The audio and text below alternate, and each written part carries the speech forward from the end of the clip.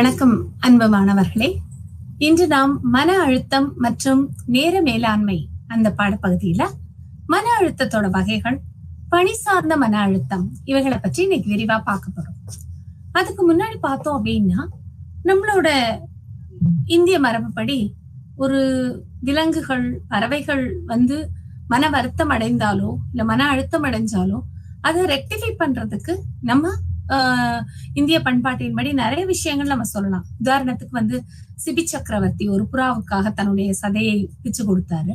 அதே மாதிரி மனுநீதி சோழன் ஒரு இளம் கன்று அடிபட்ட மாதிரி தன்னுடைய மகனுக்கும் அதே தண்டனை. இந்த மாதிரி ஒரு மனத்துக்கும் மன அழுத்தத்துக்கும் வருத்தத்துக்கும் நிறைய முக்கியத்துவம் கொடுக்கப்பட்ட ஒரு நாடு நம்மளுடைய நாடு. இதுல நம்ம ஏற்கனவே முதல் 2 பாடப்பகுதியில பார்த்திருக்கோம். மன அழுத்தம்னா என்ன அப்படின்னு. உடல் ரீதியான மன ரீதியான மாற்றம் ஏற்படுதல் தான் மன அழுத்தம். அந்த மன அழுத்தத்துக்கான காரணத்தை அறியணும். அந்த காரணத்துக்கு முன்னாடி மன அழுத்தத்துல என்னென்ன வகைகள்லாம் இருக்கு அப்படிங்கறத நம்ம முதல்ல தெரிஞ்சுக்கணும். என்னென்ன வகைகள்லாம் இருக்கு, அதை பத்தின கோட்பாடுகள் என்னென்ன, நிறைய தியரிஸ், ஸ்ட்ரெஸ்ஸ பத்தின நிறைய தியரிஸ் இருக்கு. இதுல நம்ம பார்க்க போறது முதல்ல ஃபைட் ஆர் ஃபிளைட் அப்படின்னு சொல்லுவாங்க. அதாவது சண்டையிடுதல் இல்லைன்னா தப்பிச்சு போறது. அதுக்கப்புறம் பார்த்தோம்னா பொதுவாக ஏற்றுக்கொள்ளல் அப்படியே. அதுக்கப்புறம் காக்னேட்டிவ் மூலமா காக்னேட்டிவ் இவாலுவேஷன், அறிவாற்றலால் மதிப்பிடல். அதுக்கப்புறம் பார்த்தோம் அப்படின்னா 4வது கோட்பாடு சுற்றுப்புற சூழலினால் மன வருத்தம் எவ்வாறு ஏற்படுகிறது, இது மாதிரியானது. அடுத்தது சைக்கோ டைனமிக் கோட்பாடு, ஜெனடிக் கான்ஸ்டிடியூஷன் கோட்பாடு, டயாத்தசிஸ் மன அழுத்த கோட்பாடு.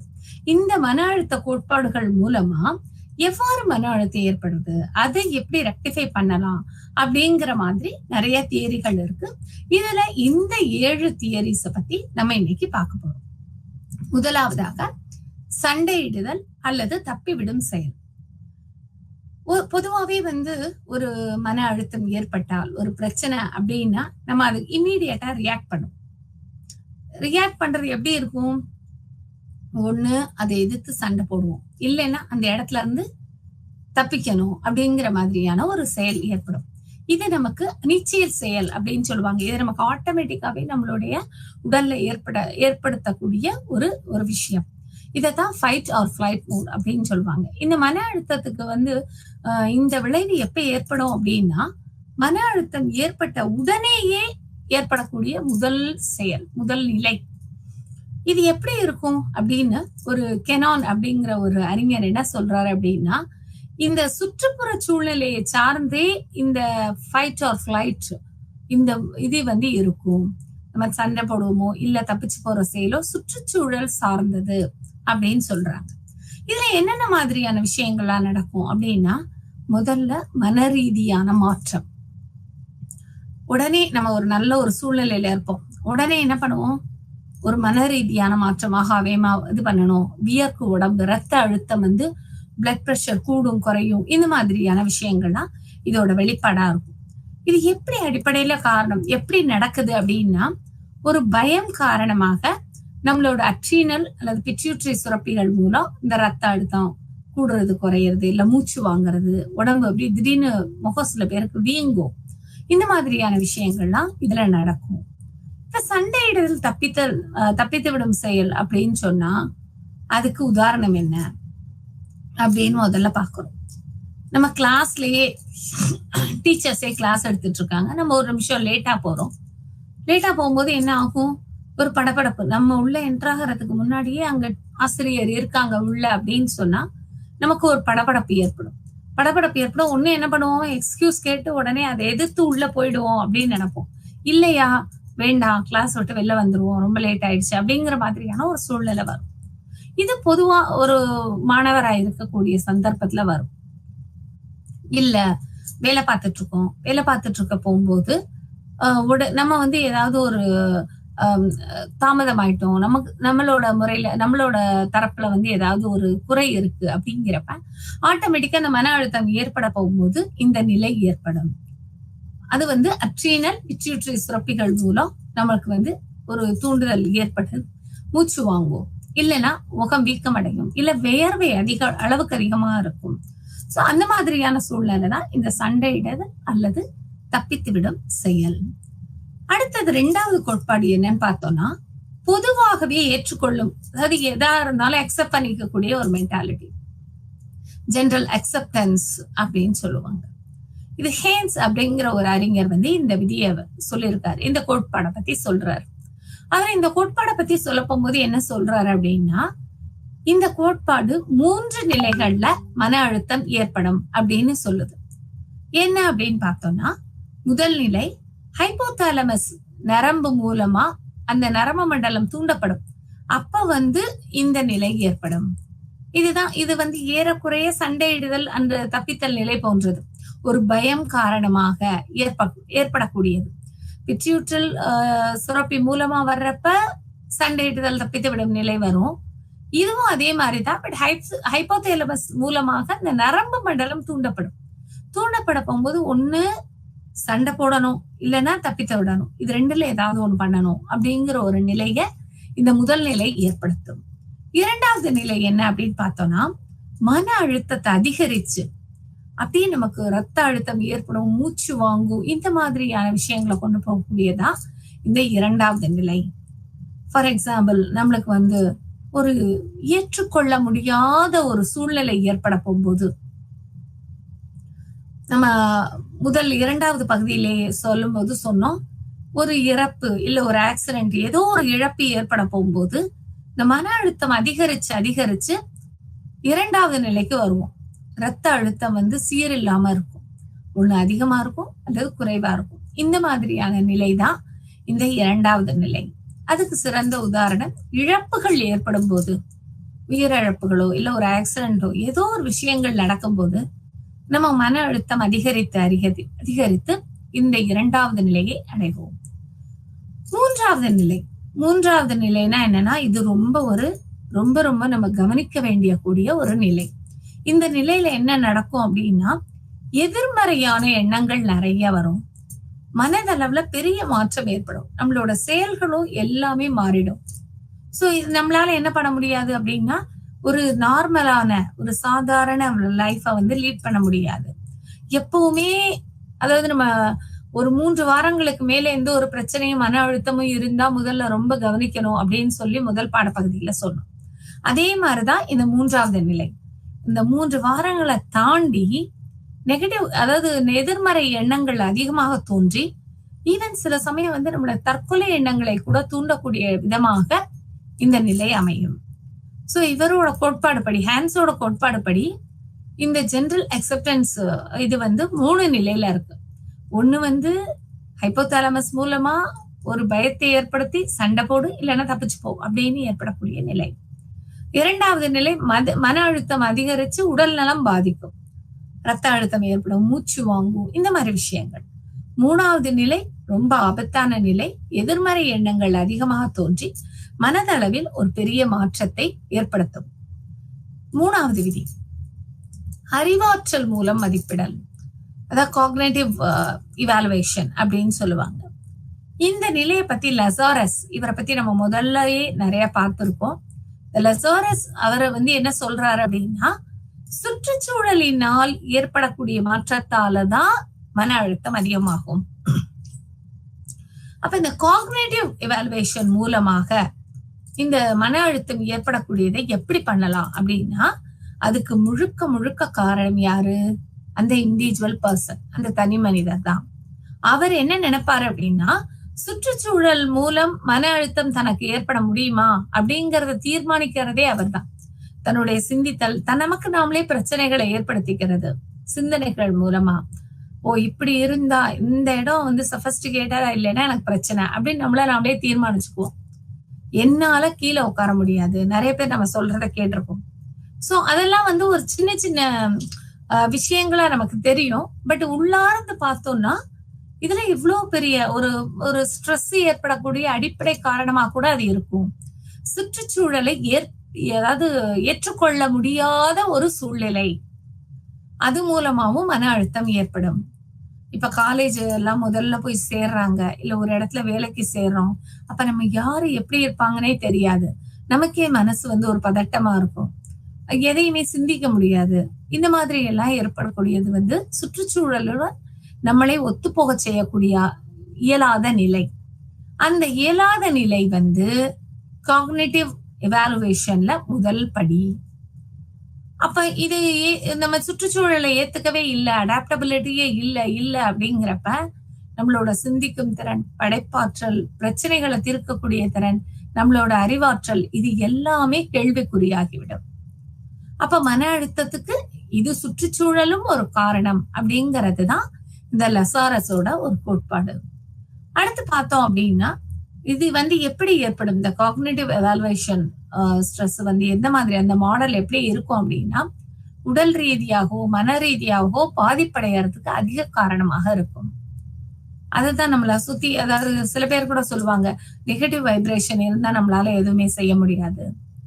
நம்மளோட சுற்றுச்சூழல், நம்ம இப்ப ஒரு விஷயம் பசுமையான விஷயங்களை பார்க்கும்போது, ஒரு பச்சை புல்வெளியை பார்க்கும்போது நமக்கே ஒரு ஆசை வரும், நம்ம மனசு ஒரு சந்தோஷம் அடையும். ஒரு சின்ன குழந்தை சிரிக்கும் போது நமக்கு ரொம்ப சந்தோஷமா இருக்கும். அப்ப அந்த சூழ்நிலை, நம்மளை சுற்றி உள்ள சூழ்நிலையும் சுற்றுப்புறமும் தான் நம்மளுடைய மன அழுத்தத்திற்கு அதாவது தூண்டுகோலாவும் இருக்கும், குறைக்கிறதாகவும் இருக்கும் அப்படிங்கிறது தான் இந்த தியரி. அடுத்து பார்த்தோம் அப்படின்னா சுற்றுப்புற சூழலால் ஏற்படுத்தல். இதை விட, அதாவது முதல்ல உள்ள தியரியை விட இது கொஞ்சம் ஒரு சின்ன ஸ்லைட் டிஃபரன்ஸ். ஹாரிசனோட தியரி, இந்த ஹாரிசனோட தியரி படி பார்த்தோம் அப்படின்னா ஒரு தனி மனிதர் என்ன பண்ணிருப்பாங்க, நம்மளோட குணாதிசயங்களுக்கு ஏற்ப சுற்றுச்சூழல் மாறணும், அந்த மாதிரியாக மாற்றக்கூடியது. லசாரஸ் சொல்றது சுற்றுச்சூழலுக்கு ஏற்ப தன்னை மாத்திக்கிறது, தன்னை அடாப்ட் பண்ணிக்கிறது, அடாப்ட் பண்ண முடியலன்னா பிரச்சனை வர்றது.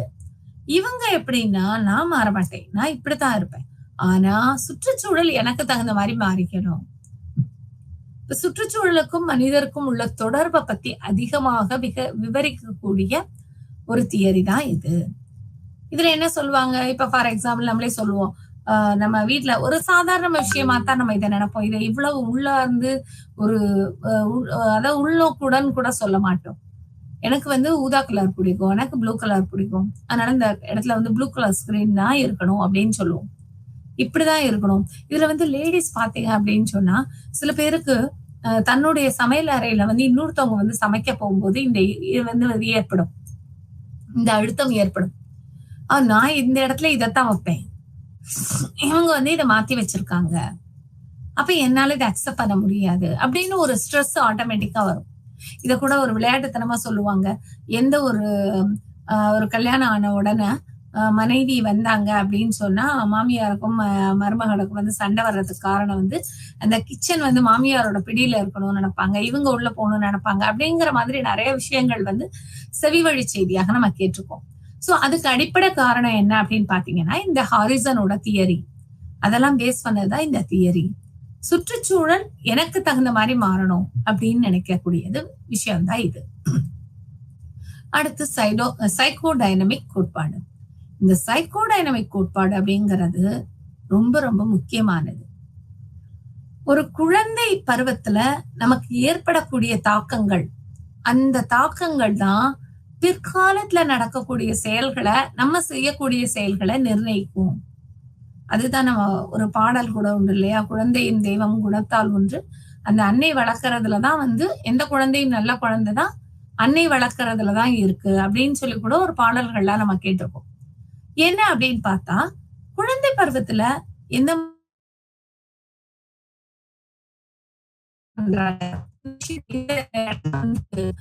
நான் ஒரு விஷயத்த வந்து சொல்ல விரும்புறேன். ஒரு நண்பரோட வீட்டுக்கு வந்து நான் போயிருக்கோம். போறப்ப என்ன பண்றாங்க, அந்த குழந்தை தான் வந்து எல்லாருக்கும் கிளாஸ்ல வந்து ஜூஸ் எடுத்துட்டு வந்து கொடுக்குறாங்க. அந்த ஒரு 5 to 6 years இருக்கும். சின்ன பொண்ணு ஒரு ஆர்வத்துல கொண்டு வந்து கொடுக்குறாங்க. எல்லாரும் எடுத்துட்டு இருக்கும்போது ஒரு கிளாஸ் வந்து அவ கீழே போட்டுட்டா. அந்த குழந்தை கீழே போட்ட உடனே எங்களுடைய நண்பர் வந்து ஒண்ணுமே சொல்லல, அமைதியா இருந்தார். உடனே அந்த பொண்ணு என்ன பண்ணா, உடனே எடுத்துட்டு வந்து அதெல்லாம் எடுத்து டஸ்ட்பின்ல கரெக்டா கிளியர் பண்ணி போட்டு ஒரு மாப்பை வச்சு அந்த ஜூஸ் கொட்டின ஜூஸ் எல்லாம் தொடச்சு எல்லாம் பண்ணிட்டு சிரிச்சுட்டு போனோம். சோ இதை பாக்குறதுக்கு ஒரு ஆச்சரியமா இருந்தது. அப்பதான் அந்த நண்பர்கிட்ட கேட்க போகும்போது அவங்க சொன்னாங்க, நம்ம இதை கோபப்பட்டு அக்ரவேட் பண்ணி பண்ணோம்னா the சேம் ரியாக்ஷன் வந்து அவங்களும் பண்ணுவாங்க. சோ நம்ம இதை இப்படி செய்ய ஒரு தவறு செஞ்சுட்டோம், அந்த தவறை வந்து திருத்திக்கிறதுக்கான வழியை நம்ம இப்படி சொல்லி கொடுத்தோம்னா அந்த குழந்தை பருவம் வந்து இனிமையுடையதாக இருக்கும் அப்படின்னு சொன்னாங்க. அப்பதான் ஆமா இது உண்மைதானே அப்படிங்கிறப்ப இந்த சைக்கோ டைனமிக் கோட்பாடும் வந்து அதைத்தான் சொல்ல வருது. குழந்தை பருவத்துல என்னென்ன ஏற்படுது தாக்கங்கள், அந்த தாக்கங்கள் தான் பிற்காலத்துல நம்மளுடைய செயல்கள்ல பிரதிபலிக்கும். நம்மளுடைய கேரக்டர், நம்மளுடைய ஆளுமை, நம்மளுடைய பர்சனாலிட்டி எல்லாத்தையுமே நிர்ணயிக்க கூடியது குழந்தை பருவம் தான். அந்த குழந்தை பருவத்துல வந்து எப்படி நம்ம வந்து ஒரு குழந்தைய மோல்டு பண்ணணுமோ அந்த மோல்டு பண்றத ஊட்டி அந்த குழந்தை பிற்காலத்துல ஒரு நல்ல மனிதராக வரும். அதனாலதான் இப்ப வந்து பெரிய பெரிய அறிஞர்கள்லாம் என்ன சொல்றாங்க அப்படின்னா, இந்த ஜெண்டர் ஈக்குவாலிட்டி, பாலின சமத்துவம் அப்படிங்கறது வந்து நீங்க வளர்ந்து வர்றவங்களுக்கே சொல்லிட்டு வரீங்க. அதனாலதான் இது வந்து நடைமுறையில சாத்தியமாகல. குழந்தை பருவத்துல இருந்து இதை சொல்ல வந்தோம், பாலின கோட்பாடை வந்து நம்ம பாலின சமத்துவ கோட்பாடை வந்து சொல்லிட்டே வந்தோம் அப்படின்னா ஆட்டோமேட்டிக்கா ஏன்னா பசுமரத்தாணி போல அவங்களுக்கு வந்து எல்லாமே ஈஸியா பதிஞ்சிரும். அப்ப அத வந்து கொண்டு வாங்க அப்படிங்கிற மாதிரியான நிறைய கொள்கைகள்லாம் வந்திருக்கு. அப்ப இந்த சைக்கோ டைனமிக் தியரி கோட்பாடு படி குழந்தை பருவத்துல என்னென்ன ஏற்படுதோ அந்த தாக்கங்கள் தான் பிற்காலத்துல நம்மளுடைய செயல்கள்ல பிரதிபலிக்கும், அந்த செயல்களை நிர்ணயிக்கும். நம்மளுடைய கேரக்டர், நம்மளுடைய பர்சனாலிட்டி எல்லாத்தையுமே நிர்ணயிக்கக்கூடியது இந்த சைக்கோ டைனமிக் கோட்பாடு தான். குழந்தை பருவத்தில் ஏற்படக்கூடிய தாக்கங்கள், அதுதான் சைக்கோ டைனமிக் கோட்பாடா சொல்லப்படுகிறது. அடுத்து பார்த்தோம் அப்படின்னா ஜெனட்டிக் கான்ஸ்டிடியூஷன் கோட்பாடு. இது வந்து நிறைய நம்ம பேச்சு வழக்குல நிறைய அந்த கோட்பாடை கேட்டிருப்போம். ஆனா நமக்கு இதுதான் கோட்பாடுங்கிறது தெரியாது. இது பெரும்பாலும் வந்து மரபணு சார்ந்த கோட்பாடு, ஜெனட்டிக்கலா வரக்கூடிய விஷயங்களை சொல்லக்கூடிய ஒரு தியரி. முன்னோர்களுடைய செய்கைகள், பழக்கங்கள் இது அப்படியே வரும். நம்ம கூட பெருமையா சொல்லுவோம், பாரு நம்ம எங்க அப்பா மாதிரியே இவன் வந்து கைய அசைச்சு அசைச்சு பேசுறான், பேசும்போது அந்த டோன் வந்து எங்க அப்பா மாதிரி இருக்கு, எங்க அம்மா மாதிரி இருக்கு அப்படின்னு நிறைய விஷயங்கள் நம்ம வந்து குழந்தைகளை பார்த்து சொல்லுவோம். நடக்கிற நட எங்க மாமா மாதிரி இருக்கு, இந்த மாதிரி எல்லாம் சொல்லுவோம். சோ நம்மளுடைய முன்னோர்களுடைய ஜீன் மூலமாக ஏற்படக்கூடிய பழக்கங்கள், குணாதிசயங்கள் இது சார்ந்ததுதான் இந்த ஜெனட்டிக் கான்ஸ்டிடியூஷன் கோட்பாடு. தமிழ்ல கூட வந்து ஒரு பழமொழி உண்டு, தாயை போல் பிள்ளை நூலை போல் சேலை அப்படின்னு. சோ அப்ப வந்து இந்த கோட்பாடெல்லாம் நமக்கு தெரிஞ்ச விஷயங்கள் தான். பட் அதுல வந்து ஸ்பெசிபிக்கா சொல்லக்கூடிய விஷயம் என்ன அப்படின்னு பார்த்தோம்னா, ஜெனோடைப் அப்படின்னு ஒண்ணு இருக்கு, போனோடைப் அப்படின்னு ஒண்ணு இருக்கு. 2 விதமான கோட்பாடு. இந்த ஜெனோடைப்னா என்ன அப்படின்னா, முன்னோர்களுடைய குணாதிசயங்களை தொடர்பு கொண்டதுதான் இந்த ஜெனோடைப். எங்க அப்பா வந்து இந்த விஷயத்தை இப்படிதான் அனலைஸ் பண்ணி பேசுவாரு, அதே மாதிரி என் பொண்ணு பேசுறா. எங்க தாத்தா இப்படி இருந்தாரா, அவருடைய அதாவது அவரு ஒரு பிரச்சனையை ஹேண்டில் பண்ணக்கூடிய விஷயம் இப்படி இருக்கும், இந்த மாதிரி எல்லாம் சொல்லுவோம். குணாதிசயங்களை சொல்லுவோம். கோபப்படுவாரு அதிகமாக, எங்க வீட்டுல அப்படி கோவப்படுவாங்க, அதே மாதிரி இவனும் கோவப்படுறான் அப்படின்னு நிறைய விஷயங்கள் கேஷுவலா பேசியிருக்கோம். சோ இந்த ஜெனோடைப் அப்படிங்கிறது குணாதிசயங்களை தொடர்பு கொண்டது. மரபணு சார்ந்து முன்னோர்களுடைய குணாதிசயங்கள் என்னென்ன மாதிரி இருந்துச்சு அதே குணாதிசயங்களை இவங்களும் கொண்டு வராங்க. அதுதான் இந்த ஜெனோடைப்.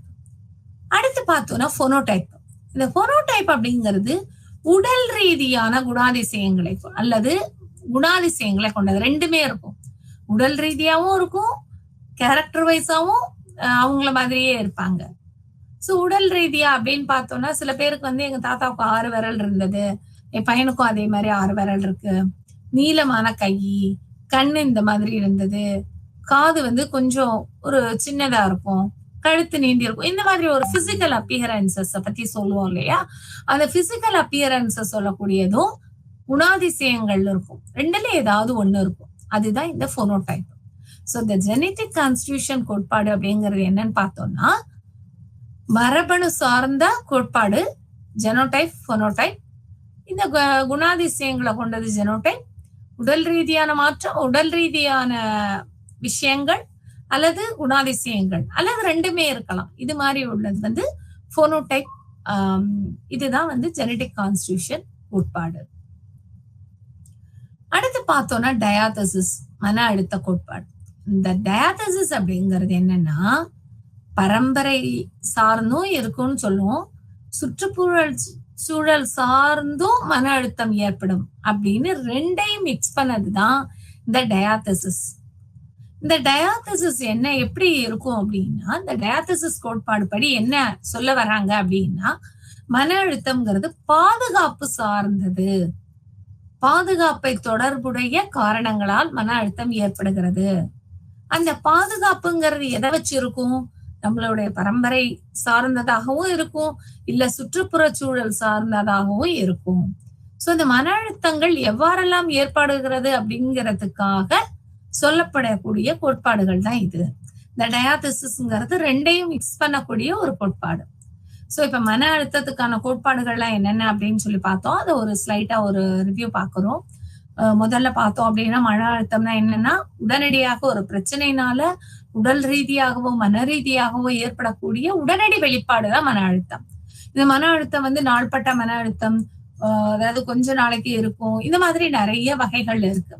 இந்த மன அழுத்தத்துக்கான மாடல்ஸ் என்னென்ன, ஸ்ட்ரெஸ் மாடல்ஸ் என்னென்ன அப்படின்னு பார்த்தோம்னா, அதை பத்தி நான் நிறைய தியரிஸ் இருக்கு. அந்த தியரிஸை வச்சு நம்ம என்ன பண்றோம் அப்படின்னா, இதை வந்து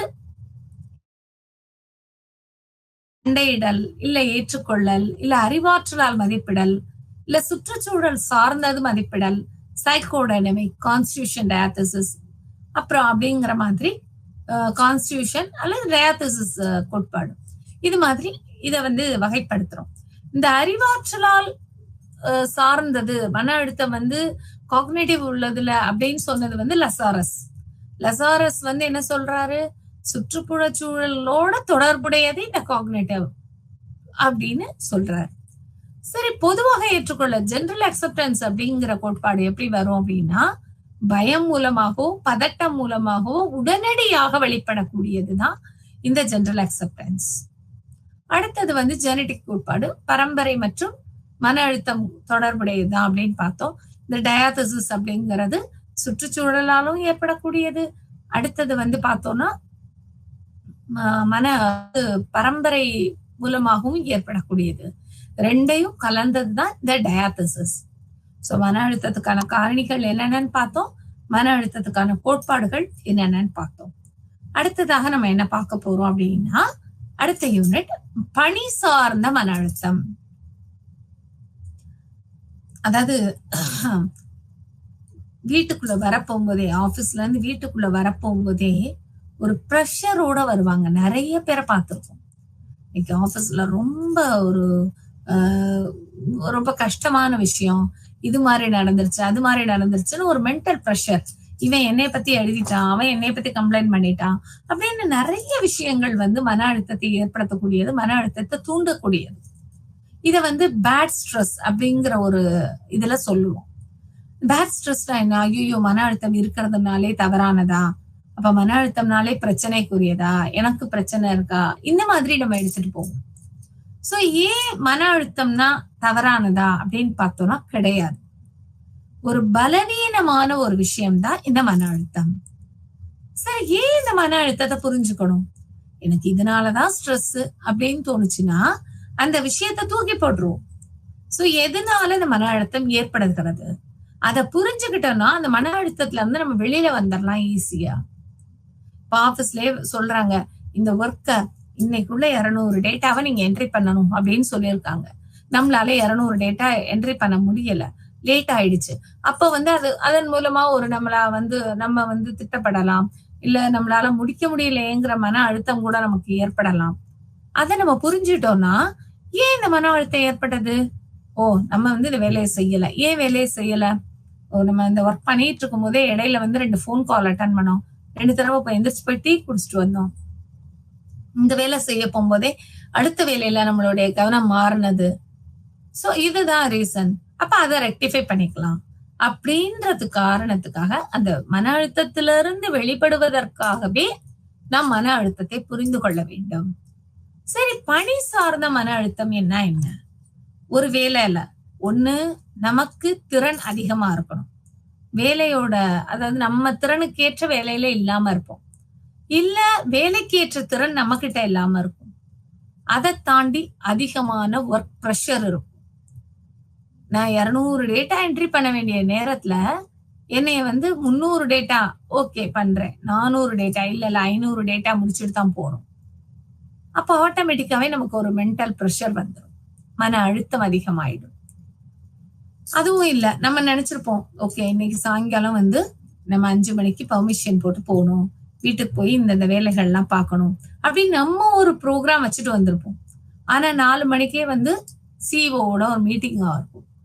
இல்ல போக முடியாது, மீட்டிங்க முடிக்கவும் மாட்டாங்க, அவர் லேட்டா வந்திருப்பாரு. சோ இதெல்லாம் இயற்கையாக நடக்கக்கூடிய விஷயங்கள். இந்த பணி அப்ப என்ன ஆகும், ஐயோ நம்ம பிளான் படி நடக்கலையே அப்படிங்கிறப்ப நமக்கு மன அழுத்தம் அதிகமாயிட்டே போகும். அப்ப சுற்றுச்சூழல் இதுக்கு ஒரு காரணமாக அமைகிறது நம்ம மன அழுத்தத்துக்கு.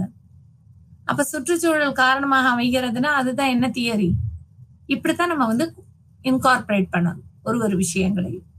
சோ இப்ப பணி சார்ந்த மன அழுத்தம், இந்த பணி சார்ந்த மன அழுத்தம்ங்கிறது தவறானது கிடையாது. ஒரு நம்மளுடைய நேர மேலாண்மையில ஏற்படக்கூடிய ஒரு பலவீனம் தான் இந்த பணி சார்ந்த மன அழுத்தத்திற்கு காரணம். ஏன் மன அழுத்தத்தை புரிஞ்சுக்கணும்?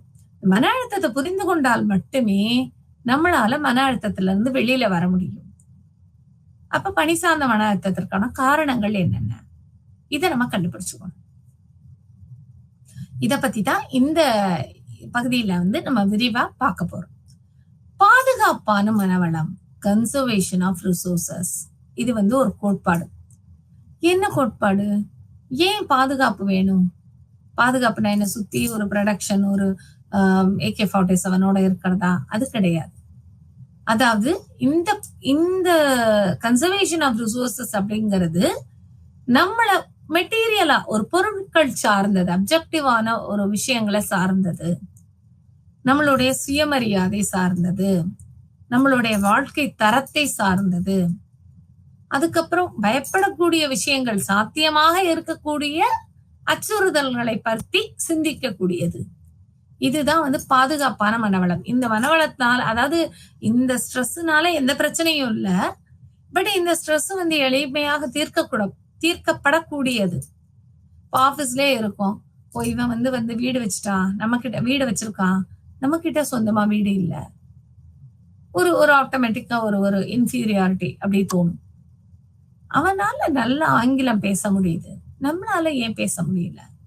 அவன் ஜைஜாண்டிக்கா இருக்கான் அப்பியரன்சஸ் வச்சு, அவன் வர போகும்போதே ஒரு ஆபீசர் தோரணை கிடைக்குது, அதனால அவனுக்கு மரியாதை கிடைக்குது. அப்படி எல்லாமே விஷயங்கள் இந்த பாதுகாப்பான மனவளம்ங்கிறது, அதாவது கன்சர்வேஷன் ஆஃப் ரிசோர்சஸ் தியரியில என்ன சொல்றாங்க அப்படின்னா, மெட்டீரியல்ஸ வச்சும், ரெண்டாவது சுயமரியாதை, வாழ்க்கை தரம், இதை சார்ந்ததுதான் இந்த பாதுகாப்பான மனவளம்.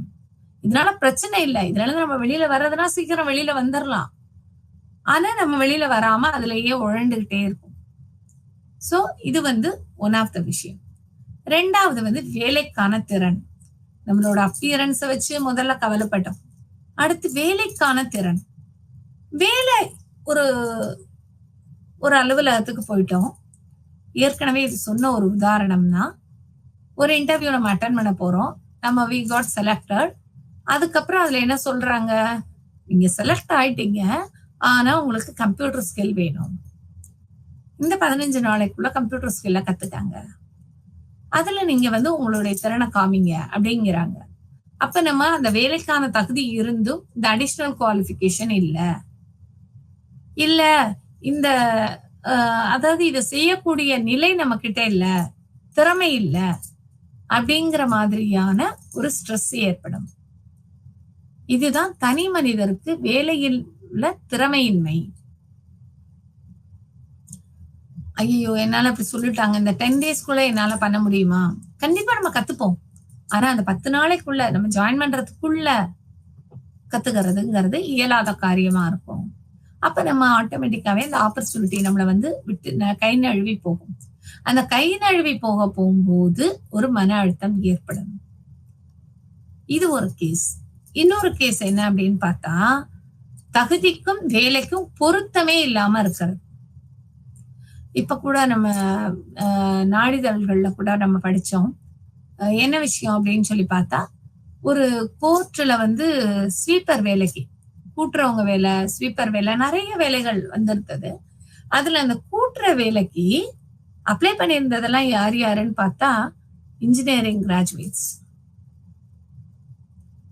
அப்ப அந்த நம்மளோட தகுதிக்கும் அந்த வேலைக்கும் சம்பந்தம் இல்லாம அதுல அப்பாயிண்ட் ஆனது நிறைய இன்ஜினியரிங் கிராஜுவேட்ஸ். அப்ப என்ன ஆகும், அந்த வேலைக்கு வந்து நம்ம தேர்ந்தெடுக்கப்பட்டிருந்தாலும் நம்மளோட தகுதி இது, ஆனா நம்ம செய்யற வேலை இது. ஒரு டீச்சர் ட்ரைனிங் முடிச்சிருப்பாங்க, இல்ல பிஎட் முடிச்சிருப்பாங்க, ஆபீஸ்ல ஓஏவா வேலை பார்ப்பாங்க. சோ அவங்களுக்கு வந்து அந்த ஆபீஸ்ல நடக்கக்கூடிய விஷயங்கள் இப்படித்தான் செய்யணும், அப்படித்தான் செய்யணும் அப்படிங்கிறது தெரியும், இப்படித்தான் நடத்தணும் அப்படிங்கிறது தெரியும். தெரிந்தாலும் தன்னுடைய பணியின் தகுதி காரணமாக அவங்களால எதுவுமே சொல்ல முடியாது. சோ அந்த மாதிரியான மன அழுத்தம் ஏற்படும். சோ இந்த பணி சார்ந்த மன அழுத்தத்துல ஒண்ணு கன்சர்வேஷன் ஆஃப் ரிசோர்சஸ், ஒண்ணு, ரெண்டாவது skill based eligibility, skill based stress. அப்ப அந்த வேலைக்கான ஒர்க் ஸ்கில் நம்ம கிட்ட இல்ல அதிகமான ஸ்கில் இருக்கு அப்படிங்கக்கூடிய ஒரு மன அழுத்தம். அடுத்து வந்து வேலை சார்ந்த மன அழுத்தம். இந்த வேலை சார்ந்த மன அழுத்தம்ங்கிறது வந்து ரொம்ப ரொம்ப முக்கியமானது. இந்த நம்ம வேலை பார்க்கிற இடத்துல ஒரு கார்டியல் ரிலேஷன்ஷிப் இல்ல அப்படின்னா நம்ம வேலையை சக்சஸ்ஃபுல்லா செய்ய முடியாது, மன நிம்மதி இருக்காது, வேலையும் சரியா நடக்காது, நமக்கும் மன திருப்தி இருக்காது. அப்ப அந்த வேலை சார்ந்த மன அழுத்தம்னா என்ன, அதை ஏற்கனவே பார்த்தோம். ஏன் அந்த வேலை சார்ந்த மன அழுத்தம் ஏற்படுகிறது? ஒண்ணு திறன் குறைவா இருக்கும், இல்ல திறன் அதிகமா இருக்கும், இல்லையா? இந்த சுயமரியாதை, அந்த கன்சர்வேஷன் ஆஃப் ரிசோர்சஸ் கோட்பாடு படி எனக்கு உள்ள என்னோட சுயமரியாதை பாதிக்கப்பட போகும்போது, என்னுடைய கேரக்டர், என்னோட பர்சனாலிட்டி பாதிக்கப்பட போகும்போது ஏற்படக்கூடிய மன அழுத்தம். இதுல முக்கியமா அடுத்து நம்ம தெரிஞ்சுக்க வேண்டியது வேலையில் பங்களிப்பு. ஒரு டீமா ஒர்க் பண்றோம், ஒரு டீம் ஒர்க் எல்லாம் எவ்வளவோ, நம்ம ஒரு ஈவெண்டே ஆர்கனைஸ் பண்றோம்னு வச்சுக்கோங்களேன். அந்த ஈவெண்ட் ஆர்கனைஸ் பண்றோம், நம்மளோட ஆபீஸ்ல ஒரு ஈவெண்ட் ஆர்கனைஸ் பண்ண சொல்றாங்க. ஒரு டீம் ஆஃப் ஒர்க்கர்ஸ் கிட்ட, ஒரு குரூப், ஒரு குழு கிட்ட கொடுக்குறாங்க. ஒவ்வொரு செக்ஷன்ல இருந்தும் ஒவ்வொரு குழு வர்றாங்க, இந்த குழுல கொடுத்து இந்த வேலையை முடிங்க அப்படிங்கிறாங்க. அப்ப ஒரு தனி மனிதருக்கு தன்னுடைய வேலையை முழுமையாக செய்ய முடியவில்லை, அந்த ஒட்டுமொத்த வேலையிலையும் தன்னுடைய பங்கை முழுமைப்படுத்த முடியவில்லை அப்படின்னா என்ன ஆகும்? ஆட்டோமேட்டிக்கா அவருக்கு ஒரு ப்ரெஷர் ஏற்படும். அந்த ப்ரெஷர் என்ன ஆகும்? நான் வேலை செஞ்சுட்டேன், நீ வேலை செஞ்சுட்டேன். அதை ஹேண்டில் பண்ற விதம் எப்படின்னா, சைக்கோடைனமிக் தியரி படி அவங்க குழந்தை பருவத்துல எந்த மாதிரி வளர்க்கப்பட்டு இருக்காங்களோ அதை பொறுத்து அவங்களுடைய செயல்பாடு ஏற்படும். ஒரு அன்பா அரவணைச்சு ஏற்படுத்துனாங்கன்னா கேஷுவலா, இல்ல என்னால இதை செய்ய முடியல, இதை எனக்கு சொல்லி கொடுங்க அப்படின்னு கேட்கலாம். இல்ல ஒரு அக்ரெசிவான ஒரு சூழ்நிலையில வளர்ந்துருக்காங்கன்னா ஒரு பேட் மாஸ்டரா அவங்க வந்துருவாங்க. சோ திஸ் இஸ் ஹவு இந்த மன அழுத்தம்ங்கிறது ஏற்படுறது எப்படி அப்படின்னா, இந்த கோட்பாடுகளின்படி இந்த மாதிரிதான் ஏற்படுகிறது. அடுத்து பார்த்தோம்னா, அதிக தகவல்கள் நமக்கு தெரிஞ்சிருக்கும். அந்த அதிக தகவல்கள் தெரிஞ்சதுனால நம்மளால என்ன பண்ண முடியாதுன்னா வேலையில மனம் ஒன்றி வேலை பார்க்க முடியாது. நம்மளோட பாஸே சொல்லுவாரு, இல்ல இந்த கொட்டேஷனுக்கு இப்படி நீங்க ரிப்ளை அனுப்புங்க அப்படின்னு சொல்றாரு. ஆனா நமக்கு தெரியும் இப்படி ரிப்ளை அனுப்புனா இது நமக்கு ப்ராப்ளமா வரும் அப்படின்னு. But when the higher official வந்து சொல்ல போகும்போது நம்மளால அதை என்ன பண்ண முடியாது, இல்ல அப்படின்னு மறுத்து பேசி, ஏன்னா ஏற்கனவே நமக்கு வந்து தகுதி அதிகம், பணி தகுதி குறைவு அப்படிங்கிறப்ப நம்மளால அதை எதிர்த்து சொல்ல முடியாது. Okay, obey the order, what I say, நான் என்ன சொல்றேனோ அதை செய் அப்படின்ட்டு போயிடுவாங்க. சோ அப்ப என்ன ஆகும்? அந்த வேலையில கவனம் குறையும். அது திருப்பி பிரச்சனையா வரப்போகும்போது நம்ம வளர்க்கப்பட்ட விதம் காரணமாக, காரணமாக நம்ம அதை ஸ்மூத்தா ஹேண்டில் பண்ணுவோம். இல்லைன்னா என்ன பண்ணுவோம், நான் இன்னைக்கே சொன்னேன் இதை கேட்கல அப்படின்னு பிரச்சனையா பண்ணுவோம். சோ இதுதான் வந்து ஒரு மன அழுத்தம் அலுவலகம் சார்ந்து எப்படி இருக்கிறது அப்படிங்கிறத பொறுத்தது. அடுத்து பார்த்தோம்னா ஒர்க் லைஃப் பேலன்ஸ். இது ரொம்ப ரொம்ப எவ்வளவு படிச்சவங்களா இருந்தாலும், எவ்வளவு வாழ்க்கையில சாதிச்சவங்களா இருந்தாலும், வாழ்க்கையும் வேலையும் சமநிலையில வச்சு ரெண்டையுமே பேலன்ஸ் பண்ணி கொண்டு போறது அப்படிங்கிறது ஒரு குதிரை கொம்பு தான். நல்ல வாழ்க்கையில அச்சீவ் பண்ணியிருப்பாங்க. ஆனா வேலையில பார்த்தா நல்ல ஒரு சந்தோஷமான ஒரு சூழ்நிலை இருக்காது. வாழ்க்கையில சந்தோஷமான சூழ்நிலை இருக்கும். நல்ல கணவன், நல்ல குடும்பம், நல்ல மனைவி, குழந்தைகள், நல்ல குழந்தைகள் நல்லா படிப்பாங்க. இந்த மாதிரி இருக்கும். இல்ல இந்த டயத்துல வீட்டு வேலை எல்லாத்தையுமே கரெக்டா பண்ணியிருப்பாங்க. வீட்டுல ஒரு ஃபேமிலி ஃபங்க்ஷன் அட்டன் பண்றதாகட்டும் எல்லாத்துக்கும் சமமா இருப்பாங்க. ஆனா அதே பார்த்தோம்னா வேலையில அதிகமா லீவ் எடுக்கிறவங்களா இருப்பாங்க. இல்லைன்னா வேலை சரியான டயத்துல முடிக்காதவங்களா இருப்பாங்க. ஏன் இது ஏற்படுகிறது? அந்த ஒர்க் லைஃப் பேலன்ஸ் அப்படிங்கிறது எப்படி கொண்டு வர்றது? அந்த ஒர்க் லைஃப் பேலன்ஸே வேலை சார்ந்த மன அழுத்தத்தை அதிகப்படுத்துறதுக்கு காரணமாக இருந்துவிடும். அந்த ஒர்க் லைஃப் பேலன்ஸை கொண்டு வரணும்னா என்ன பண்ணணும்? எதனால இந்த மன அழுத்தம் ஏற்படுகிறது? சரியான ஒரு திட்டமிடல் வேண்டும். நேரத்தை இப்படித்தான் செயல்படுத்தணும். இந்த விஷயங்களுக்கு முக்கியத்துவம் கொடுக்கணும். இதை நம்ம 2வது யூனிட்ல பார்த்தோம். எப்படி ப்ரையாரிட்டைஸ் பண்றது? நமக்கு இருக்கக்கூடிய வேலைகளை என்னென்ன வேலையெல்லாம் இருக்கு அப்படின்னு லிஸ்ட் அவுட் பண்றோம். இந்த லிஸ்ட் அவுட் பண்ணதுல எதுக்கு முதன்மை இது கொடுக்கணும்? 2வது எதை செய்யணும்? எதை ஒத்தி போடலாம்? சோ அப்ப நம்ம டு டூ லிஸ்ட் வாழ்க்கையில அதாவது வேலையில போடுற மாதிரி வாழ்க்கையிலையும் போட்டுதான் ஆகணும். இன்னைக்கு இபி பில் கட்டணும். ஐயோ இபி பில் கட்டல, கரண்டா பிடிச்சிட்டான், முடிஞ்சு போச்சு. எப்படி இதுல வெளில வர்றது? ஒர்க் ப்ரெஷர்ல இபி பில் கட்ட மறந்துட்டேன். அப்ப நம்ம இதுக்கும் ஒரு டு டூ லிஸ்ட் போட்டுக்கணும், இதுக்கும் ஒரு டு டூ லிஸ்ட் போட்டுக்கணும். எதுக்கு ப்ரையாரிட்டைஸ் பண்ணணும் அப்படிங்கறத நம்ம பேலன்ஸ் பண்ணி கொண்டு போகணும்.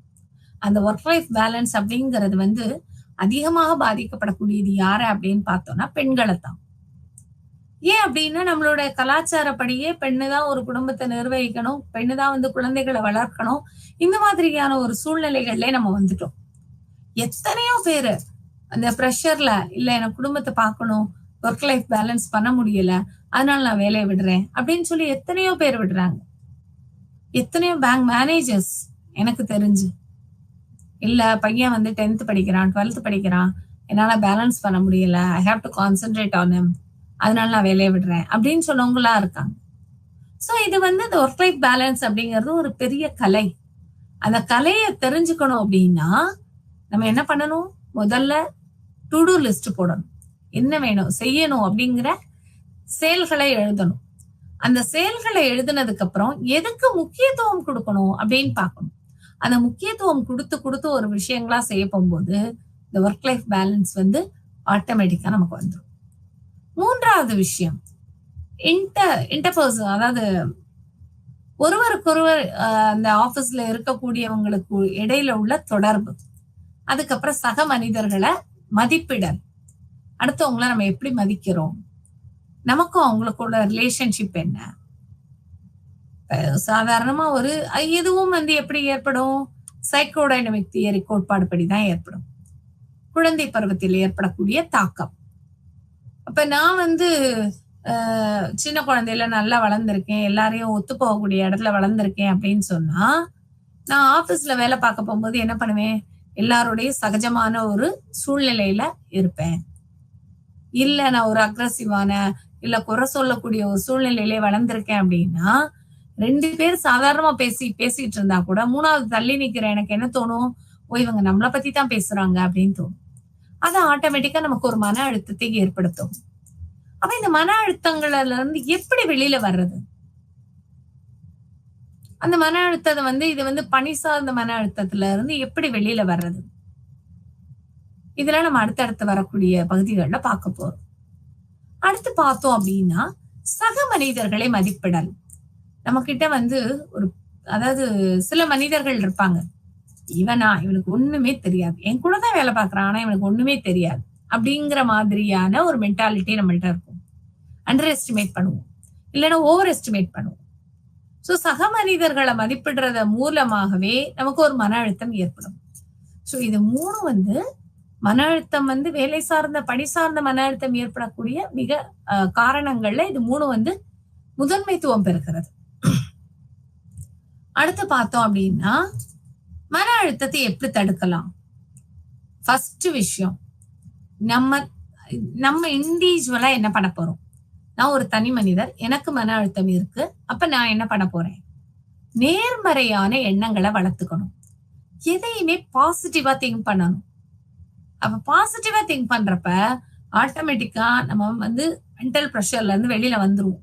மன அழுத்தத்துல இருந்து வெளில வந்துருவோம். மன அழுத்தத்துல இருந்து வெளியில வந்ததுக்கு அப்புறம் என்ன ஆகும்? நமக்கு நல்ல விஷயங்கள் நடக்கும். நம்ம கொஞ்சம் அனலைஸ் பண்ண ஆரம்பிப்போம். மன அழுத்தத்துல சிந்திக்க போகும்போது நம்மளால சரியான ஒரு முடிவு எடுக்க முடியாது. ஆனா நேர்மறையான எண்ணங்களை வளர்த்ததுக்கு அப்புறம் நம்ம சரி அனலைஸ் பண்ண ஆரம்பிச்சிருவோம்.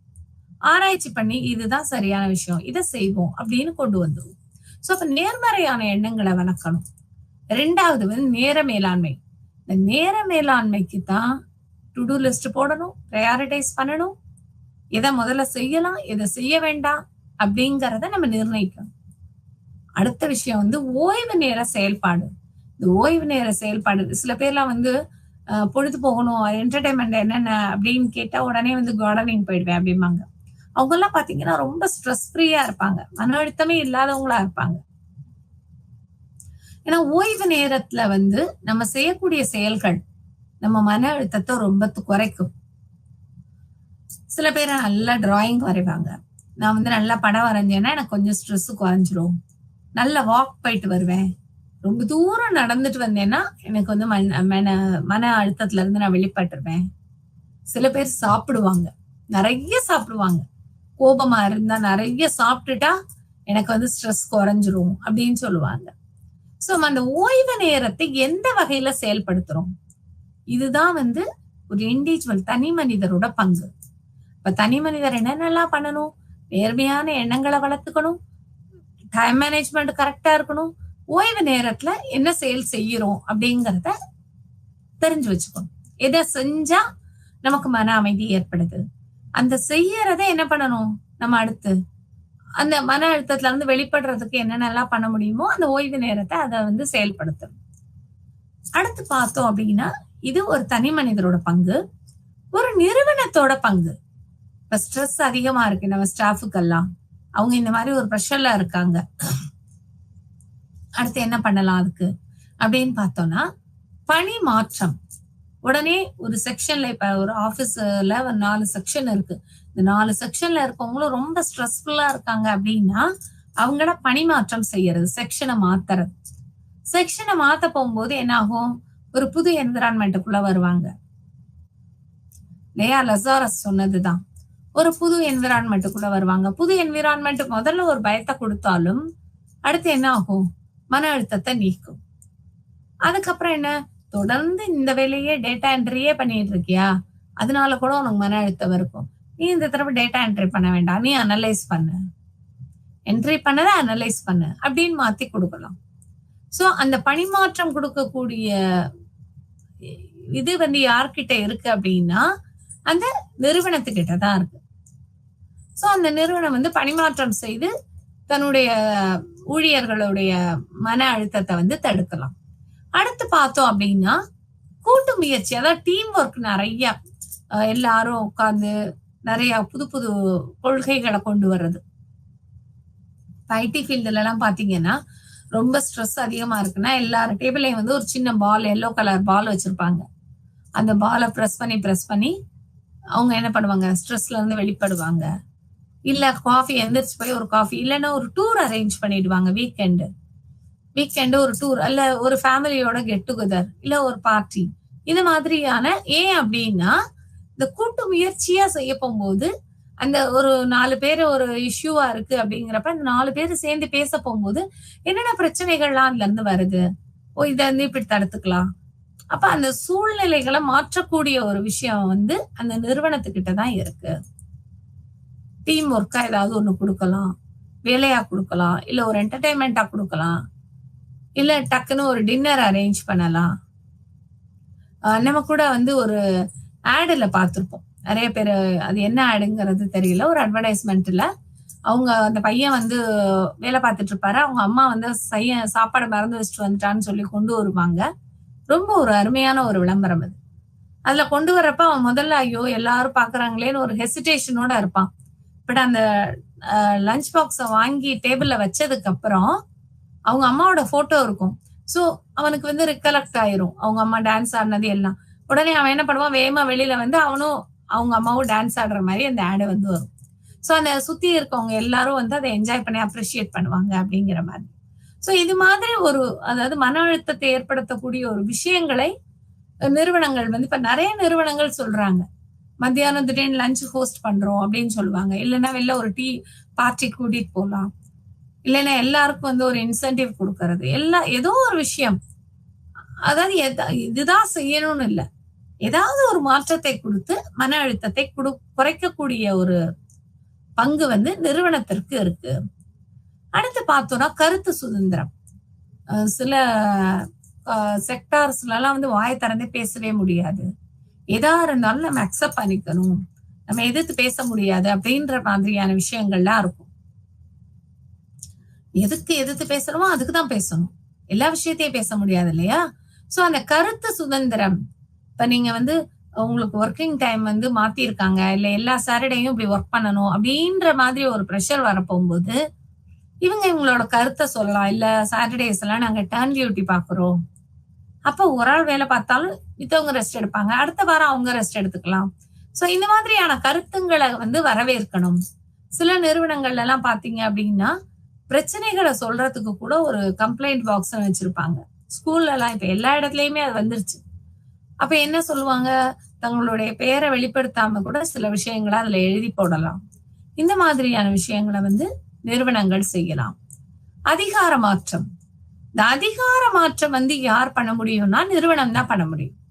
ஒரு அதிகாரினால பிரச்சனை ஏற்படுகிறது, அதனால ஊழியர்களுக்கு வந்து மன அழுத்தம் ஏற்படுகிறது அப்படின்னா உடனே என்ன பண்ணலாம், அந்த அதிகாரியை வந்து வேற செக்ஷனுக்கு மாத்தலாம், இல்ல அவரை கூப்பிட்டு வச்சு அட்வைஸ் பண்ணலாம்.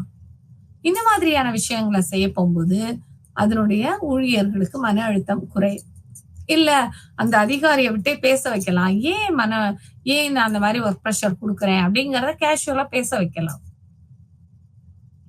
நம்ம ஏற்கனவே சொன்ன மாதிரி பொழுதுபோக்கு விஷயங்களை வந்து ஏற்படுத்தலாம். சில பேர் வந்து குழந்தைகளை வந்து வச்சுட்டு வேலை பார்க்க முடியாது அப்படின்னு எத்தனையோ பேர் வந்து ரிசைன் பண்ணிட்டு போவாங்க. ஒரு நல்ல ஊழியரா இருப்பாங்க, இல்ல குழந்தையும் பார்த்துட்டு வேலையும் பார்க்க முடியலன்னு ஒரு மென்டல் ப்ரெஷர்ல இருப்பாங்க. அப்ப அந்த நிறுவனம் என்ன பண்ணலாம், அங்கேயே ஒரு பேபி சிட்டிங் ஏற்படுத்துறோம். இப்ப நிறைய நிறுவனத்துல பேபி சிட்டிங் வந்தாச்சு. இங்கேயே நீங்க உங்க குழந்தைகளை வச்சுக்கலாம். அப்ப ஒரு நிம்மதியான ஒரு வேலை வந்து அந்த தாயால பார்க்க முடியும். அப்ப அந்த தாய்க்குள்ள மன அழுத்தம் வந்து குறையும். அப்ப அந்த மன அழுத்தம் குறைய போகும்போது ஆட்டோமேட்டிக்கா அந்த நிறுவனத்தோட வளர்ச்சி வந்து மேன்மைப்படும். சோ ஒரு நிறுவனம் ஒரு செக்டார் வந்து ஒரு அலுவலகம் வந்து எந்த மாதிரி பணியாளர்களுடைய மன அழுத்தத்தை தடுக்கணுங்கிறதுக்கு பணிமாற்றம் செஞ்சலாம். இந்த மாதிரி கூட்டு முயற்சிகள், அதாவது டீம் ஒர்க்கா செஞ்சு அவங்களுக்கு வந்து ஏதாவது ஒரு பொழுதுபோக்கு விஷயங்களை கொடுக்கலாம், கருத்து சுதந்திரம் கொடுக்கலாம், அதிகார மாற்றம் ஏற்படுத்தலாம். இந்த விஷயங்கள் எல்லாம் செய்யறப்ப அந்த நிறுவனத்தினுடைய ஊழியர்களுக்கு மன அழுத்தம் குறையும். மன அழுத்தம் குறையறதுனால என்ன நல்லது? மன அழுத்தம் குறைய போகும்போது வேலை வந்து இன்வால்மெண்டோட செய்வாங்க. நல்ல மனசார செய்ய போகும்போது அந்த வேலை முழுமையடைகிறப்ப அந்த நிறுவனம் வந்து ஆட்டோமேட்டிக்காவே ஒரு வளர்ச்சி பாதையை நோக்கி செல்லும். சோ இதுதான் வந்து மன அழுத்தத்தை தடுக்கிறதுக்கு என்னென்னலாம் பண்ணலாம் அப்படிங்கறதான் பாக்குறோம். அடுத்து பார்த்தோம் அப்படின்னா இப்ப நம்ம எதெல்லாம் இதுவரை பார்த்திருக்கோம் அப்படின்னு ஒரு சின்ன ஒரு அவுட்லைன் போட்டு பார்ப்போம். மன அழுத்தம்னா என்ன அப்படின்னு பார்த்தோம். இந்த மன அழுத்தம்ங்கிறது உடல் ரீதியாக அல்ல மன ரீதியாக ஏற்படக்கூடிய மாற்றம். இந்த மன அழுத்தத்துக்கான காரணத்தை நம்ம அறிஞ்சிட்டோம்னா அந்த மன அழுத்தத்துல இருந்து ஈஸியா நம்ம தப்பிச்சிடலாம் அப்படின்னு நினைச்சோம். இந்த மன அழுத்தத்துக்கான வகைகள் என்னென்ன அப்படிங்கிறதையும் நம்ம பார்த்தோம். என்னென்னா உடனே ஃபிளைட் ஆர் ஃபைட் மூட் அப்படின்னு சொன்னோம். சண்டையிடுதல், இல்லைன்னா ஏற்றுக்கொள்ளுதல், இல்ல அறிவாற்றலால் ஏற்றுக்கொள்ளுதல், இல்ல சுற்றுப்புற சூழலினால மன அழுத்தம் ஏற்படுதல், அதுக்கப்புறம் நம்ம வளர்ந்த விதத்தினால தற்கால சூழ்நிலைகளை ஏற்றுக்கொள்ள இயலாமல் ஏற்படக்கூடிய மன அழுத்தம். அதுக்கப்புறம் பார்த்தோம்னா சுற்றுப்புற சூழல், தற்கால நிலை, இது ரெண்டையும் சார்ந்து கலந்து ஏற்படக்கூடிய மன அழுத்தம் அப்படின்னு சொல்லி பார்த்தோம். இது ஒரு விஷயமா பார்த்தோம். சண்டையிடல்லாம் என்ன, பொதுவாக ஏற்றுக்கொள்ளக்கூடிய குறினா என்ன, அறிவாற்றல் மூலமாக ஏற்படக்கூடிய மன அழுத்தம்னா என்ன அப்படிங்கறதெல்லாம் நம்ம நிறைய பார்த்தோம். இந்த ஜெனடிக் கான்ஸ்டிடியூஷன் கோட்பாடு, அதுக்கப்புறம் பார்த்தோம் அப்படின்னா சைக்கோ டைனமிக் கோட்பாடு. இந்த 2 கோட்பாடு மிக மிக முக்கியமானது. இது ஒரு கோட்பாடா நம்மளுக்கு தெரியறதுக்கு முன்னாடியே நம்ம சாதாரண விஷயங்கள்ல, சாதாரணமா நம்ம வீட்டுல பேச போகும்போது கூட இந்த மாதிரி சின்ன பிள்ளையிலே எதா இருந்தாலும் இவன் தூக்கி எறிவான் குழந்தையா இருக்கும் போதே, அதே இம்பாக்ட் தான் இப்ப இருக்கு அப்படிங்கிற விஷயங்கள் எல்லாம் நம்ம பார்த்திருப்போம், பேசியிருப்போம் வீட்டுல. பட் ஆனா அதுக்கான கோட்பாடு இதுதான் அப்படிங்கறத நம்ம இத படிக்க போகும்போதுதான் நம்மளால இன்டெப்தா தெரிஞ்சுக்க முடியும். சரி, இந்த மன அழுத்தத்தோட காரணிகள், அதோட கோட்பாடு பார்த்தோம். பணி சார்ந்த மன அழுத்தம்னா என்ன அப்படின்னு பார்த்தோம். அந்த பணி சார்ந்த மன அழுத்தம் அப்படிங்கிறது ஒரு தவறானதா அப்படின்னு பார்த்தோம். நிச்சயமாக பணி சார்ந்த மன அழுத்தம் அப்படிங்கிறது தவறானது அல்ல. ஏன் தவறானது அல்ல அப்படின்னா, ஒண்ணு நமக்கு சரியான திட்டமிடல் இல்ல. இந்த திட்டமிடல் இல்லாததுனால வேலைகளை சரியா செய்யல. திட்டமிட்டு வேலைகளை சரியா செஞ்சிருந்தாலும் நேர மேலாண்மை நம்மள்ட்ட இல்ல அப்படின்னா இந்த மன அழுத்தம் ஏற்படும். இந்த மன அழுத்தத்துக்கான காரணம் என்ன அப்படின்றத புரிஞ்சுட்டோம்னா அந்த மன அழுத்தத்துல இருந்து நம்மளால சுலபமாக வெளியே விட முடியும். ஏன் மன அழுத்தத்துல இருந்து வெளில வர முடியும், வரணும்? மன அழுத்தம் இருந்தா என்ன, நம்ம பாட்டு நினைக்க போறோம் அப்படின்னா, இந்த மன அழுத்தம் எவ்வாறு பாதிப்படைய செய்யும்னா, முதல்ல உடல் ரீதியாக பாதிப்படைய செய்யும், மன ரீதியாக பாதிப்படைய செய்யும். சில பேருக்கெல்லாம் மன அழுத்தம் எப்படி ஏற்படும் அப்படின்னா, மன அழுத்தம் வந்துருச்சு அப்படின்னா முகம்லாம் வீங்கிடும், தலை அதிகமா வலிக்க ஆரம்பிக்கும், அவங்க எப்பவுமே ஒரு வாமிட்டிங் சென்சேஷன்லயே இருப்பாங்க, வாமிட்டிங் எடுக்கிற மாதிரி எல்லாம் இருப்பாங்க. நம்ம எக்ஸாம் எழுத போறப்ப நம்ம பசங்களை பார்த்தே தெரிஞ்சுக்கலாம். இத ஒரு பையன் எக்ஸாம் எழுத போறான் அப்படின்னா அந்த கொஸ்டின் பேப்பர் வாங்க போகும்போதே என்ன பண்ணுவோம், கையை நடுங்க ஆரம்பிக்கும். அந்த கையை பிடிச்சி எழுதுறப்ப அதாவது அந்த கொஸ்டினை ஒரு முதல் 5 நிமிஷம் அதை படிக்கிறப்ப பிளட் பிரஷர் மேலே கீழே ஏறும். ஐயோ நமக்கு தெரிஞ்ச கொஸ்டின் வந்திருக்குமா, நம்ம இந்த தியரி படிச்சோமே, அந்த தியரி படிச்சோமே, அதெல்லாம் வந்திருக்குமா அப்படின்னு ஒரு பதட்டத்தோடயே எழுதுவாங்க. அதனாலதான் என்ன சொல்லுவாங்க, முதல்ல கொஸ்டின் பேப்பர் வாங்கணும்னா பேனாவை கீழே வச்சுட்டு அது கொஸ்டின் பேப்பர் ரிலாக்ஸ்டா படி, அதுக்கப்புறம் உனக்கு தெரிஞ்ச கொஸ்டினா டிக் பண்ணு, அதுக்கப்புறம் நீ எழுது அப்படின்னு எல்லாம் சொல்லுவாங்க, நிறைய அட்வைஸ் பண்ணுவாங்க. சோ அதே மாதிரிதான் இந்த பணி சார்ந்த மன அழுத்தம். பணி சார்ந்த ஒவ்வொருத்தருக்கும் ஒரு அதாவது சின்ன குழந்தையில இருந்து வயதானவர்கள் வரை இந்த மன அழுத்தம் ஏற்படும். குழந்தைகளுக்கு எப்படி ஏற்படும், தன்னுடைய பசி, இது நான் எனக்கு வேணும்னு நினைக்கிறேன் ஆனா அது எனக்கு கிடைக்கல, சொல்ல தெரியல அப்படிங்கிறப்ப மன அழுத்தம் ஏற்பட்டு அழுகும். சில குழந்தைங்கலாம் முகத்தை வச்சே நம்ம சொல்லிடுவாங்க, ஓ ரொம்ப ஸ்ட்ரெஸ்ஃபுல்லா இருக்கு, பசிக்குதா, இல்ல உடம்பு முடியலையா, என்னன்னு தெரியலையே அப்படிம்பாங்க. சோ அந்தந்த வயதை சார்ந்து மன அழுத்தம் மாறுபடும். இந்த வயதை சார்ந்து மன அழுத்தம் மாறுபடுறதுல நம்ம இன்னைக்கு பார்த்தது பணி சார்ந்த மன அழுத்தம். இந்த பணி சார்ந்த மன அழுத்தத்தை 2 வகையா பிரிக்கலாம். ஒண்ணு தனி மனிதன் சார்ந்த மன அழுத்தம், அல்லது நிறுவனத்தின் மூலம் ஏற்படக்கூடிய மன அழுத்தம்.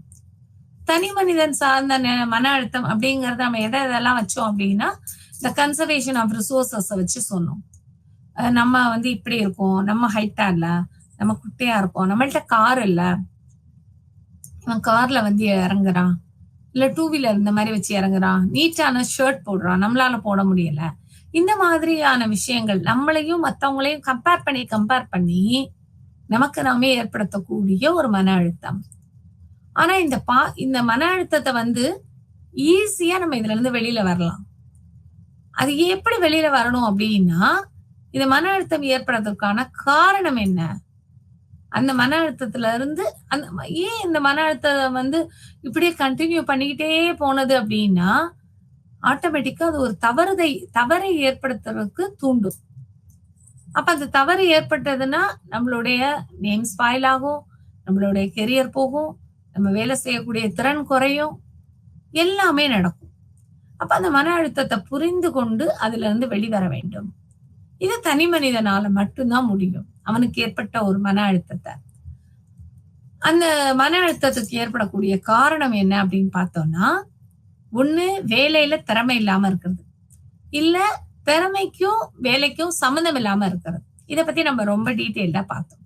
அதுக்கடுத்து பார்த்தோம் அப்படின்னா, வேலை சார்ந்த மன அழுத்தம். வேலை சார்ந்த மன அழுத்தத்துல ஒர்க் லைஃப் பேலன்ஸ் தான் ரொம்ப ரொம்ப முக்கியமானது.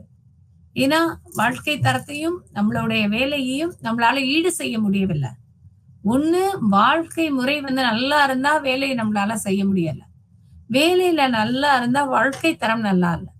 அப்ப இதுக்குள்ள ரெண்டுக்கும் உள்ள ஒரு தொடர்பு. அந்த தொடர்பை நம்ம பேலன்ஸ் பண்ணணும். சோ அடுத்தது பார்த்தோம் அப்படின்னா, சக மனிதர்களுடைய ஒப்பிடல். நம்மள நாமே ஒப்பிட்டுக்குவோம். அவங்கள வந்து என்ன பண்ணிக்குவோம், நீ இப்படித்தான் இருக்க, நான் அப்படித்தான் இருக்கேன் அப்படின்னு சொல்லி கம்பேர் பண்ணிக்குவோம்.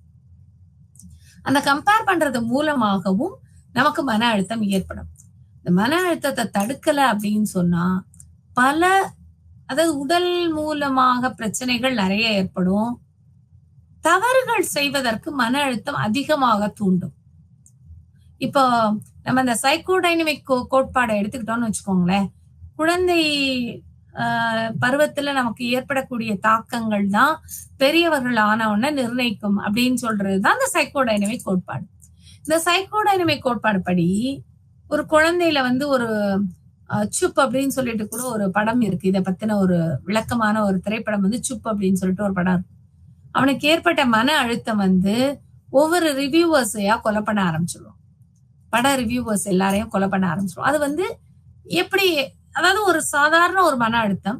அந்த மன அழுத்தத்தை வந்து ஈஸியா தடுத்து வெளியில வந்திருக்கலாம். ஒரு அப்ரிசியேஷன் கிடைச்சிருந்தா அந்த மன அழுத்தத்துல இருந்து வெளியில வந்திருக்கலாம். அந்த அப்ரிசியேஷன் கிடைக்காதனால மன அழுத்தம் அதிகமாகி தவறு செய்ய தூண்டப்படுகிறான். இதே மாதிரிதான் நம்ம வேலை செய்யற இடத்துலயும் இந்த ஒரு சின்ன மன அழுத்தம் ஏற்பட போகும்போதே இந்த மன அழுத்தத்துல இருந்து நம்ம எப்படி வெளில வரலாம், ஏன் நம்ம அதுக்கு தான் படிச்சிருக்கோம். சோ இந்த மன அழுத்தத்தை வந்து எப்படி வெளில கொண்டு வரலாம் அப்படிங்கிறத சிந்திச்சிருந்தோம்னா, ஒண்ணு நம்மளுடைய டைம் மேனேஜ் பண்ணிருப்போம், இல்ல நேர்மறையான எண்ணங்களை வளர்த்திருப்போம். அடுத்தது வந்து ஓய்வு நேர செயல்பாடுகளை அதிகப்படுத்தியிருப்போம். அப்படி பண்ணாதப்ப ஆட்டோமேட்டிக்கா மன அழுத்தத்தின் காரணமாக நம்ம தவறுகள் செய்ய ஆரம்பிச்சிருவோம். சோ இதே வந்து நிறுவனத்தோட பங்கு என்ன அப்படின்னு சொல்லி பார்த்தோம்னா, இந்த நிறுவனம் வந்து என்ன பண்ணலாம், ஊழியர்கள்லாம் ரொம்ப ஸ்ட்ரெஸ்ஃபுல்லா இருக்காங்க, ஒரு இன்ஸ்பெக்ஷனுக்காக நியர்லி ஒரு 20 நாள் 25 நாள் கண்டினியூஸா ஒர்க் பண்ணிட்டாங்க, இன்ஸ்பெக்ஷன் சக்சஸ்ஃபுல்லா முடிஞ்சது, அதுல நமக்கு பிளஸ் நிறைய. சோ இந்த ஊழியர்களோட மன அழுத்தத்தை ஏற்படுத்துறதுக்கு என்ன செய்யலாம், ஓகே உடனே வந்து ஒரு 4 நாள் லீவு கொடுக்கலாம், காம்பன்சேஷன் லீவ் எடுத்துக்காங்க அப்படின்னு கொடுக்கலாம். இல்ல இந்த ஸ்ட்ரெஸ் காரணமாக இவங்க இருக்காங்க அப்படின்னா அந்த இடத்த வந்து மாற்றலாம். இந்த மாதிரி நிறைய விஷயங்களை செய்யலாம். சோ மன அழுத்தம் அப்படிங்கிறது வந்து ரொம்ப ரொம்ப ஒரு முக்கியமான விஷயம். இந்த மன அழுத்தத்தை நம்ம வந்து சரியான முறையில தீர்க்கல அப்படின்னு சொன்னா பல விளைவுகளை சந்திக்கலாம். அதுல முக்கியமான ஒரு விஷயம் என்ன அப்படின்னு பார்த்தோம்னா, உடல் ஆரோக்கியம் சார்ந்தது. இந்த மன அழுத்தம் எவ்வாறு உடல் ஆரோக்கியத்தை பாதிக்குது, அதுல இருந்து நம்ம எப்படி எல்லாம் வெளியில வரலாம், அந்த உடல் ஆரோக்கியத்துக்கும் மன அழுத்தத்திற்கும் உள்ள தொடர்பு என்ன, அதை எந்தெந்த வகையில எல்லாம் நம்ம வந்து தவிர்க்கலாம், மன அழுத்தத்தை சரி செய்வதன் மூலமாக உடல் ஆரோக்கியத்தை தவிர்த்து உடல் ஆரோக்கியத்தை வந்து அதிகப்படுத்தி நம்ம எப்படி வந்து ஒரு சக்சஸ்ஃபுல் பர்சனா இருக்கலாம் அப்படிங்கறதெல்லாம் தான் நம்ம அடுத்த யூனிட்ல நம்ம பார்க்க போறோம். சோ அடுத்த யூனிட்ல வந்து நம்ம மன அழுத்தத்தை உடல் ஆரோக்கியத்துக்கும் உள்ள தொடர்பு, ஆரோக்கியத்தை வந்து மேம்படுத்துறதுக்கு மன அழுத்தத்துல இருந்து தவிர்க்க அது வெளியில வரக்கூடிய ஸ்ட்ராட்டஜிஸ், இது எல்லாத்தையும் பார்க்க போறோம். சோ இன்றைக்கு பாடத்துல வந்து நீங்க மன அழுத்தம், பணி சார்ந்த மன அழுத்தம், அந்த மன அழுத்தத்திற்கான கோட்பாடுகள், இது எல்லாமே நல்லா தெளிவா படிச்சிருப்பீங்கன்னு நினைக்கிறோம். மீண்டும் உங்களை அடுத்த வகுப்பில் சந்திப்போம். நன்றி.